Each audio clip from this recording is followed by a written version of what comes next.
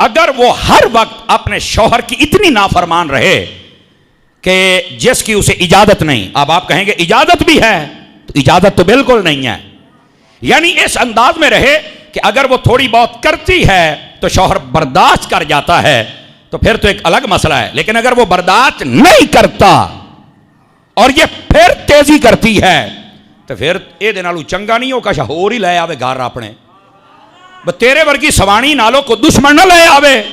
تو یہ جو اس کو تانے دینا، ہر وقت تیر برسانا، لڑائی جھگڑے کرنا اور مرد کے اوپر حاوی رہنے کی کوشش کرنا، بدتمیزی کرنا، شریعت اس کی اجازت نہیں دیتی۔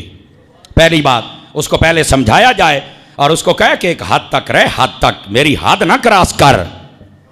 لیکن یہ عزت کے معاملے میں ہے اور ہم اپنے کاموں کے معاملے کو حد سمجھے ہوئے ہیں، نہیں۔ پہلی بات یہ ہے چونکہ مرد کا ایک مقام و مرتبہ ہے نا، ٹھیک ہے۔ دوسری بات یہ ہے جب عورت شریعت کی باغی ہو جائے تو آپ پہلے سمجھائیں، اور اگر نہیں سمجھاتے تو پھر آپ اس کو اپنے سے جدا کریں۔ مثال کے طور پر وہ بے پردگی کرتی ہے، آپ کہتے ہیں یار پردہ کر، شریعت نے آ کے میں تو برقع لے دینا، چادر لے دینا، میں ہوں نا، میں پسند کرتا ہوں برقعے کو، اللہ اور اس کے رسول نے فرمایا ہے، اور آپ سمجھاتے ہیں، وہ کہتے ہیں میں نہیں کرنا۔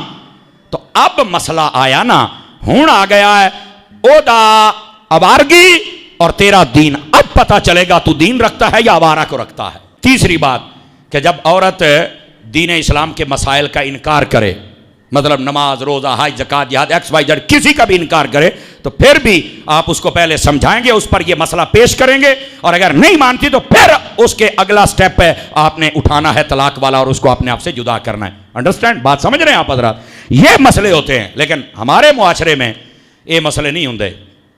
ہمارے معاشرے میں مسئلے کو رہ رہے، روٹی نہیں پکی، سالن نہیں تتا ہویا، اے تو جناب ٹائم دے نال مینوں سوڑ نہیں دیتا تے جا بڑ تینوں طلاق، او تیری ماں نے آ گل کیتی جا تینوں طلاق، او تیری بہن نے آ گل کیتی ہے، اے تیرے بھنوئیے نے او مرے انہاں کیتی ہے، دا کی قصور ہے؟ بھائی او آ دن نا بھائی اگر دو تریاں دی چٹی نان کے نوں تے نہ گھتیا کرو بڑیا، یہ مثال ہے نا، دو تریاں دی چٹی نان کے نوں نہیں گھتنی چاہیے، بھائی جاندی کرو یار، قصور کسی کا ہے اور نکال تم کسی میں سے رہے ہو، اس بات کی اجازت نہیں ہے۔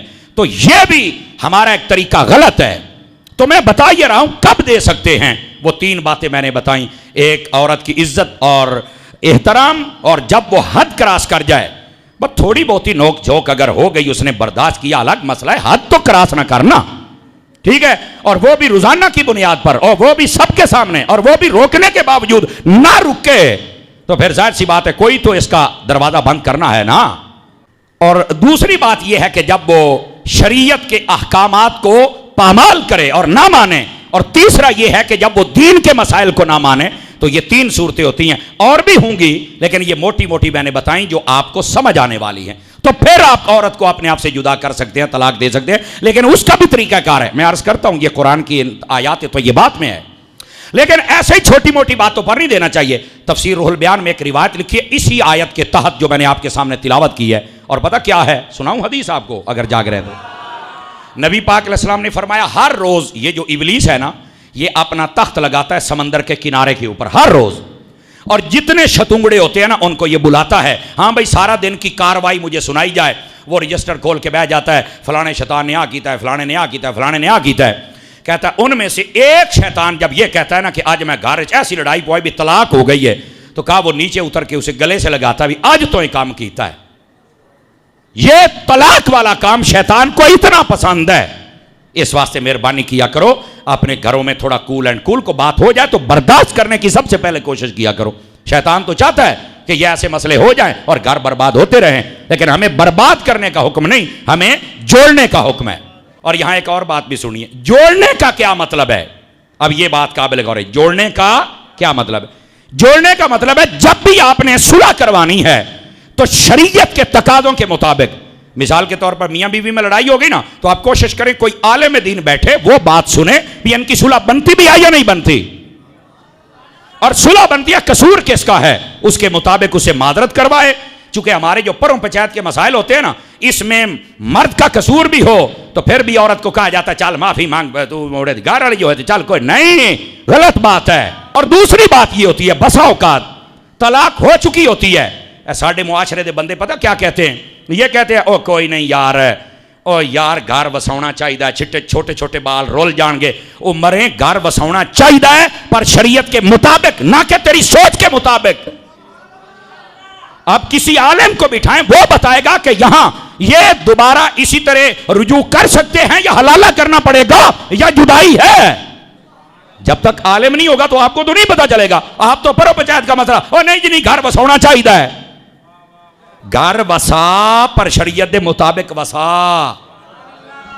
شریعت اب یہاں پر ہوتا کیا یقین کرے کئی بندے 3 طلاقیں دے کے بھاگاتے ہیں اپنی بیوی کو اور بعد میں ایک مولوی سے پوچھا اس نے یہ بتا دیا, دوسرے سے پوچھا یہ, تیسرے نے بتایا یہ, اور اخیر والے مولوی کو لا دینے میں انج آکھیا سی. حالانکہ انہوں پتا ہے میں انج نہیں آکھیا لیکن وہ پوچھ کے انہوں راہ لب جاندہ ہے. اور یہی وجہ ہے میں نے آج تک شاید کسی کو طلاق کا مسئلہ بتایا ہو. جڑا پوچھتا ہے انہوں کہنے پتر ہو میاں بیوی لیا دوئے ہی میں نے لکھ کے دے دیں, لکھ کے تاکہ بدل نہ سکیں, لکھ کے دے دیں اور حلفن کہیں کہ یہی ہوا ہے, اس کے اوپر ہم حکم لگا دیں گے کہ اے جواب ہے.